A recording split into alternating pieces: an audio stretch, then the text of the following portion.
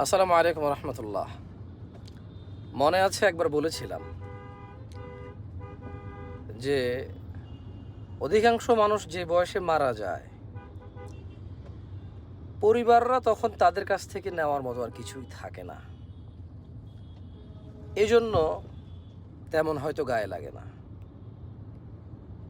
সবই পৃথিবীর মায়া, আমাদের, ইভেন আমারও।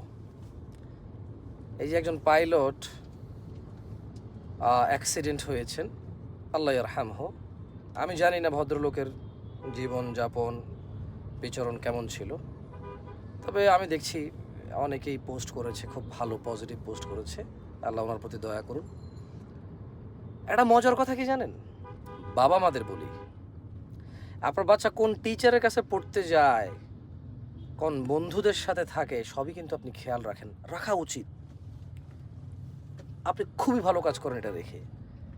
কিন্তু আপনি এই যে বাচ্চাটা যদি মারা যায়, আপনি মারা যান, আপনি বৃদ্ধ হয়ে মারা যান, আপনার ছেলে 100 বছর বয়সে মারা যাবে, বাট 100 বছর বয়স হইলো তো ছেলেটা তো আপনার ছেলেটা মৃত্যুর পর কোথায় যাবে, কার কাছে যাবে, ওনার সাথে পরিচয় করাটা অত্যন্ত জরুরি।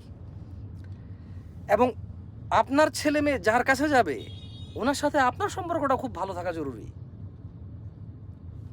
ছেলে সন্তানের সব দিকে খেয়াল রাখা উচিত আমাদের।